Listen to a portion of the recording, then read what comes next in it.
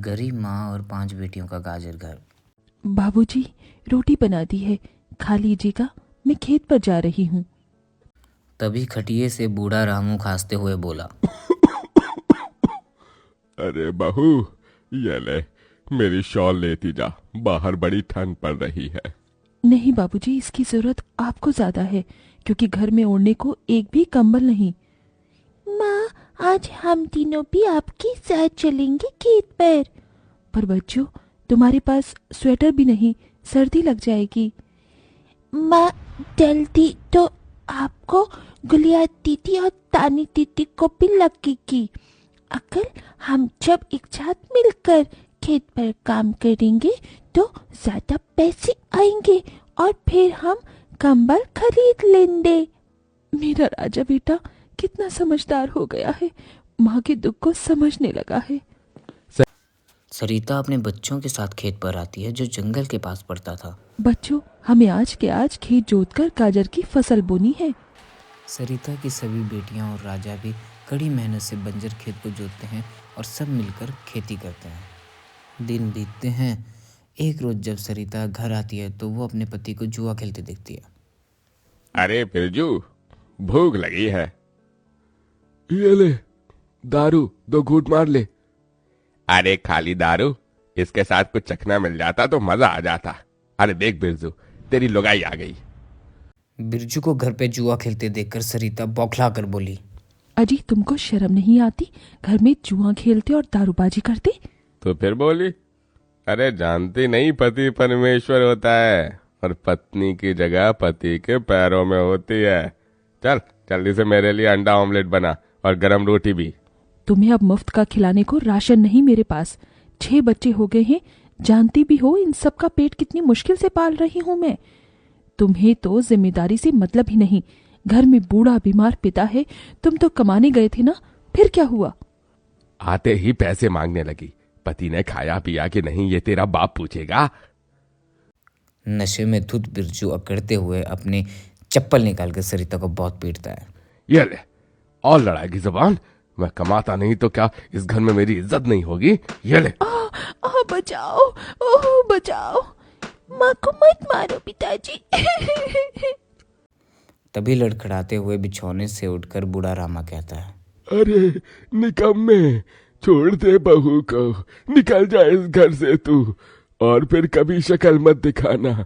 अरे ये मेरा घर है, मैंने बनाया है इसे। बिरजू चला जाता है। तभी रामा रोते हुए बोलता है, अरे जाने कैसे उड़ाऊं बेटे को जन्म दे दिया है मैंने।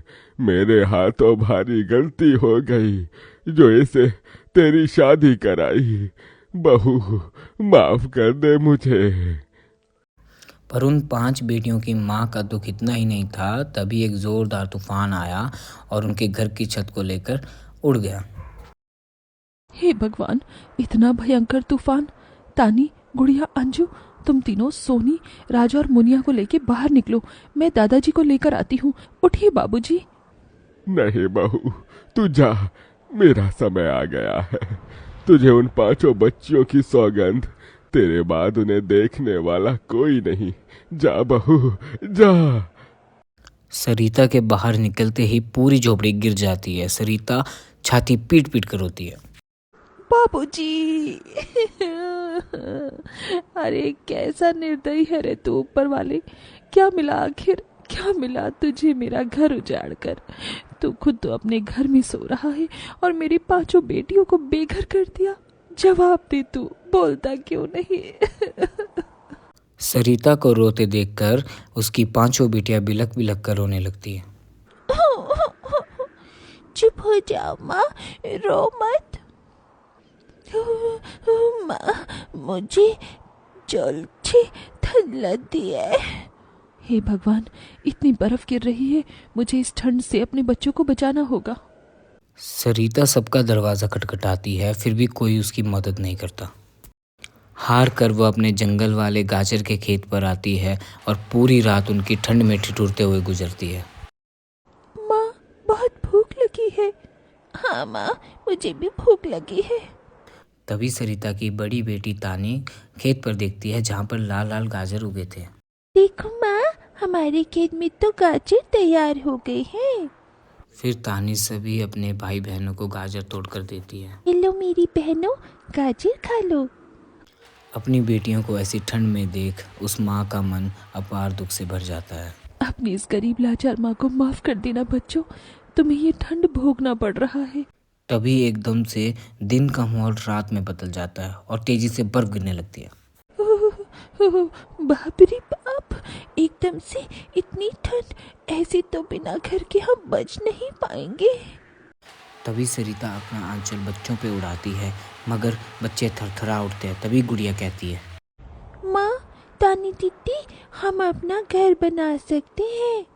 मगर कैसे बिटिया, हमारे पास पैसे भी तो नहीं। माँ देखो, हमारे खेत में कितने सारे गाजर उगे हैं, हम इसी से अपना घर तैयार करेंगे, पर हम सबको साथ मिलकर मदद करनी होगी। राजा बेटा, जब तक कि हम गाजर घर तैयार नहीं कर लेते, तुझे अपनी छोटी बहनों का ख्याल रखना होगा। रखेगा ना? हाँ माँ, रखूंगा। तभी सरिता अपने सबसे छोटे बच्चों को आग जलाकर उनके पास बिठा देती है और वो अपने चारों बेटियों के साथ गाजर घर बनाने लगती है। अंजू, सोनी, गुड़िया, तुम दोनों मुझे और तानी दीदी को गाजर तोड़ तोड़ कर दो, हम घर बनाते हैं। ठीक है माँ। गरीब माँ बेटियाँ मिलकर गाजर घर बनाती है, पर वो एकदम से ढह जाता है। तब सरिता और दुखी हो जाती है। कितनी मेहनत से ये गाजर घर बनाया था हमने, मगर सारी मेहनत बेकार चली गई। तभी चारों बेटियाँ गाना गाकर अपनी माँ को हिम्मत देती हैं। जिंदगी की यही रीत है, हार के बाद ही जीत है, थोड़े आंसू है थोड़ी हंसी, आज गम है तो कल है खुशी, जिंदगी की यही रीत है, हार के बाद ही जीत है। मेरी बच्चियों। रोते हुए सरिता अपने बच्चों को गले लगाती है। वे फिर कोशिश करते हैं, लेकिन उनका गाजर घर फिर टूटता है। तभी गुड़िया कहती है, माँ, अगर हम अपना गाजर घर मजबूत बनाने के लिए पहले लकड़ी फट्टे से ढांचा बना लें, तो फिर हमारा गाजर घर नहीं गिरेगा। सब ऐसा ही करते हैं। तब उनका गाजर घर तैयार हो जाता है। सरिता अपने बच्चों के साथ घर के अंदर आती है, तब जाके उन्हें गर्माहट मिलती है। अरे वाह माँ, दीदी, आप सबने कितना सुंदर गाजर घर बनाया है, और ये कितना गरम भी है। तभी सरिता अपने बच्चों की आंखों में देखती है, जिनके आंखों में भूख थी। मैं जानती हूँ तुम सबको भूख लगी है ना, अपनी माँ को एक दिन दे दो, मैं कल काम ढूंढ लूंगी। ठीक है, आज हम ये गाजर खाकर सो लेंगे। आप भी खा लो ना माँ, आपने 2 दिन से कुछ नहीं खाया। तभी सोनी अपने नन्हे हाथों से माँ को गाजर खिलाती है। अगले दिन सरिता ठंड में काम के लिए इधर उधर भटकती है, पर कोई उसे काम नहीं देता। इधर अब उसके खेत की गाजर भी खत्म हो चुकी थी और सभी बच्चों को भूख लगी थी और उसकी दूध मुई बेटी भी रो रही थी। माँ, मुन्ना को भूख लगी है, उसे खाना चाहिए। छोटे बच्चे खाना नहीं खाते राजा, इसे दूध पीना है। हे बसुरी बजैया, एक माँ की ममता की इतनी भी परीक्षा मत लो कि वो अपने बच्चे को दूध भी ना पिला सके। तभी सरिता को दरवाजे पर गाय के रंभाने की आवाज़ सुनाई दी। माँ, लगता है बाहर गाय आई है। तभी सरिता अपने बच्चों के साथ बाहर जाती है और देखती है गाय के थन से दूध की धारा बह रही थी। इस गाय के थन में कितना दूध गिर रहा है। सरिता अपने बच्चे को गाय का गर्म दूध पिलाती है और गाय उनके खेत में जाकर गोबर कर देती है। तभी एकदम से जादू हो जाता है और उनके खेत में लाल गाजर उगाती है। माँ, ये तो कोई जादुई गाय लगती है। देखो, हमारे खेत में कितने गाजर उगाए। हाँ गुड़िया, मैं जादुई गाय हूँ।